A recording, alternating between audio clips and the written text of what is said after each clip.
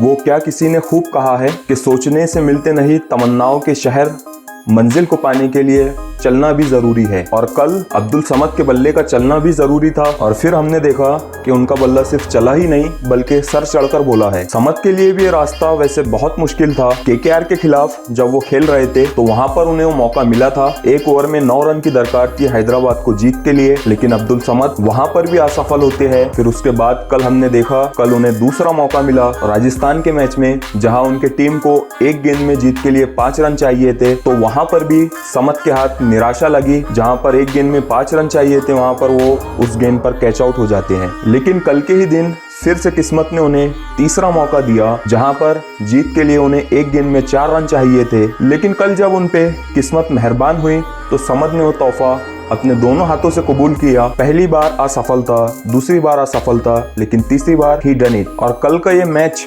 SRH बनाम हैदराबाद अगर आपने नहीं देखा है तो आप यकीन जानो कि आपने कुछ भी नहीं देखा। क्या मैच था कल का। एक्चुअली में क्रिकेट किसे कहते हैं ये लोगों को असल में कल समझ में आया इस मैच को देखने के बाद। अगर आपने भी नहीं देखा है तो आप यकीन जाने आपने कुछ भी नहीं देखा। आप जल्दी से जाके पहले तो आप इस मैच को देखिए, एक बार नहीं बल्कि बार बार देखिए। और वो लास्ट ओवर का थ्रिलर, ड्रामा, सस्पेंस, मतलब क्या कुछ नहीं देखने मिला यार। मेरे नजर में ये one of the greatest match था IPL हिस्ट्री का और इससे बेहतरीन कुछ नहीं हो सकता। लेकिन यार ये क्रिकेट का खेल भी कितना अजीब है ना। जहां मैच की लास्ट बॉल डाली जा रही थी वहीं हैदराबाद को जीत के लिए एक गेंद में 5 रन की दरकार थी। हैदराबाद के लिए बाउंड्री आना किसी भी सूरत जरूरी था और सामने जिस गेंदबाज के हाथ में गेंद थी वो इस IPL 2023 का सबसे बेहतरीन डेथ बॉलर मैं कहूंगा कि वो साबित हुआ है, क्योंकि ये वही संदीप शर्मा है जिन्होंने धोनी के सामने मैच को बचा लिया था। धोनी जैसा फिनिशर भी उनके सामने 3 रन से चूक गया था। लेकिन कल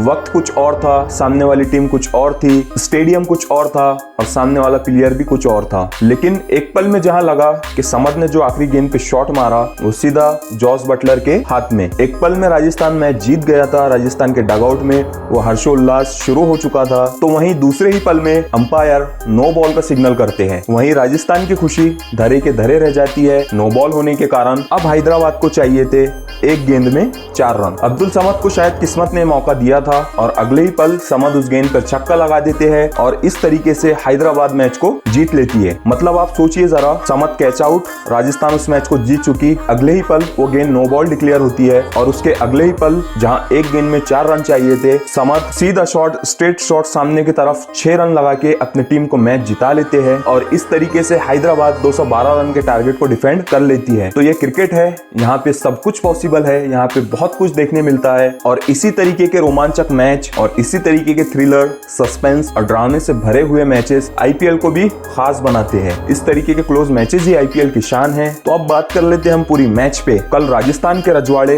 हैदराबाद के नवाब से कल भिड़े थे और पहले बल्लेबाजी करते हुए राजस्थान ने बहुत बढ़िया टोटल खड़े किया था, जिसका सीधा सीधा श्रेय यशस्वी जायसवाल, जॉस बटलर और संजू सैमसन को जाता है। यशस्वी जो कि संघर्ष से सफलता की ओर बढ़ रहे हैं, बहुत संघर्ष उन्होंने किया और कल बहुत ही बढ़िया इंटेंट उनकी तरफ से देखने मिला। हालांकि वो 18 गेंदों में 35 रन बना के पावर प्ले में आउट जरूर हो गए थे, लेकिन जो उनके साथी थे व्हाइट बॉल क्रिकेट के सबसे बड़े बल्लेबाज जॉस बटलर, फिर वहां से द जॉस बटलर शो शुरू होता है और उनका साथ संजू सैमसन बखूबी देते हैं। सैमसन और बटलर की उस ताबड़तोड़ इनिंग की बदौलत राजस्थान 212 रन बनाने में कामयाब होता है। आज का दिन शायद शतक के लिए था ही नहीं, सुबह में शुभमन गिल भी शतक से अपने चूके और शाम में हमने बटलर को चूकते हुए देखा। सैमसन ने भी बहुत बढ़िया इनिंग खेली, 38 गेंदों में 66 रन। अब हैदराबाद जब इस टोटल को डिफेंड करने के लिए मैदान पे आती है तो इस मैच में हैदराबाद ने मयंक अग्रवाल और हैरी ब्रूक को बेंच पे बिठाया था। उनकी जगह ओपन करने आए थे अनमोलप्रीत सिंह और अभिषेक शर्मा हैदराबाद को बहुत बढ़िया शुरुआत देते हैं। हालांकि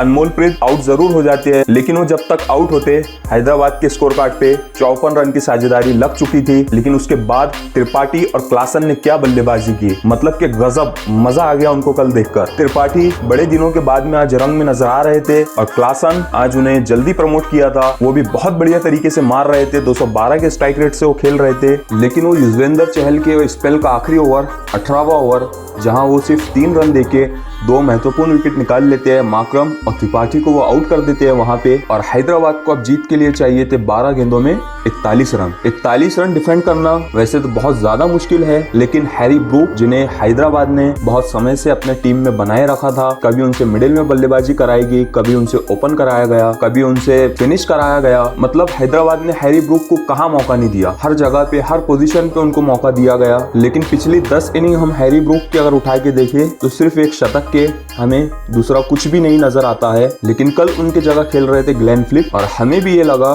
कि फिलिप्स को ज्यादा मौके कहीं ना कहीं मिलना चाहिए थे, लेकिन हैदराबाद ने शायद हैरी ब्रूक पे कुछ ज्यादा ही भरोसा दिखाया था। लेकिन कल फिलिप्स आते हैं 19वां ओवर, मुझे लगा ये गेम चेंजिंग ओवर था, जहाँ पे 19वां ओवर या तो संदीप शर्मा आपके पास बहुत अच्छा विकल्प था, आप 20वें की बजाय उनसे 19वां ओवर करा लेते। जिस तरीके की वो डेथ में गेंदबाजी करते हैं ये तो हम वाकिफ है अच्छी तरीके से, लेकिन वहाँ मुझे लगता है कि संजू सैमसन से चूक हुई और वो कुलदीप यादव से वो ओवर कराना। कुलदीप यादव एक यंगस्टर है, अभी इतना ज्यादा उन्हें अनुभव नहीं है, तो इस तरीके का क्लोज मैच में 19वां ओवर उनसे कराना मुझे नहीं लगता है कि ये समझदारी वाला फैसला था। और उसी प्रेशर के चलते कुलदीप यादव ग्लेन फिलिप्स को पहली फुल टॉस, ग्लेन फिलिप्स उसे बहुत इजीली स्टैंड में डिलीवर करते हैं 6 रन के लिए। उसके बाद में अगली गेंद भी फुल टॉस, वो भी 6 रन के लिए ग्लेन फिलिप्स उसे डिलीवर करते हैं स्टैंड में। फिर तीसरी गेंद कुलदीप यादव ने शॉट डालते हैं, उस गेंद पर भी ग्लेन फिलिप्स स्टैंड में छक्का मारते हैं। 3 गेंदों पे 3 बैक टू बैक 6। चौथी गेंद पे एज लग के फिर से चौका चले जाता है। जो मैच राजस्थान के पक्ष में जा रहा था वो ग्लेन फिलिप्स उस मोमेंट पे आके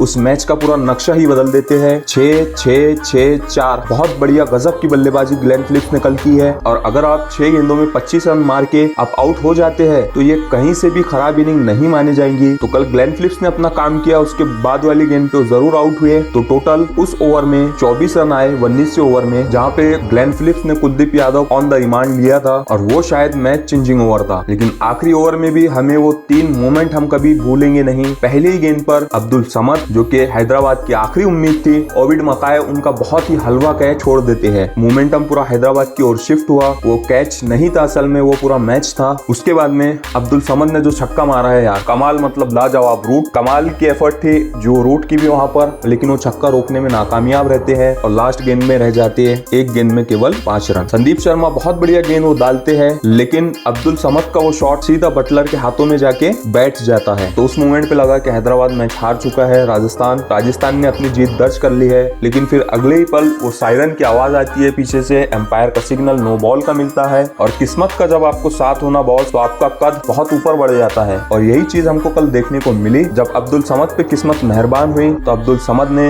उस गेंद पे जहां जीत के लिए 4 रन चाहिए थे, तो वो जो उन्होंने सामने की ओर स्ट्रेट छक्का लगाकर अपने टीम को ही नहीं बल्कि पूरे हैदराबाद फैंस के दिलों में राज किया है। क्योंकि पिछले कई मैचों से हैदराबाद की कहानी थी कि वो मैच खत्म कोई नहीं कर पा रहा था। हैदराबाद क्लोज से क्लोज मैच भी जाके वहां पे हारती हुई हमें दिख रही थी। लेकिन कल हम राजस्थान की बात करें, और संदीप शर्मा का नो बॉल, वो ओबिड मकाई का कैच का छोड़ना, फिर वो लास्ट गेंद में अब्दुल समद का वो 6, तो बहुत कुछ घटा है, बहुत कुछ हुआ है कल के मैच में। और राजस्थान जिसने एकदम धाकड़ तरीके से इस टूर्नामेंट की शुरुआत की थी, पहले अपने 5 मुकाबले में से वो 4 मुकाबले जीते थे, सिर्फ एक ही मुकाबला वो हारे थे। लेकिन बीते 6 मुकाबलों में से वो सिर्फ एक ही मुकाबला जीत पाए। तो ये बहुत बड़ा चिंता का विषय है राजस्थान के लिए, क्योंकि अगर वो कल का मैच जीत लेते थे तो वो पॉइंट्स टेबल में 4थे नंबर पे वो आ जाते थे। लेकिन कल का मैच हारने की वजह से वो 5वें पायदान पे गए। तो वी जस्ट होप कि राजस्थान फिर से कमबैक करे, हम उन्हें प्लेऑफ में खेलता हुआ देखना चाहते हैं। आपका क्या कहना है, आपकी वो कौन सी 4 टीमें जो क्वालिफाई करेंगी? गुजरात तो ऑलमोस्ट कर ली है, वो 3 टीमें कौन सी है आप वो हमें कमेंट में बताइए। और हमारी वीडियो अगर आपको अच्छी लगी है तो आप लाइक करो, शेयर करो,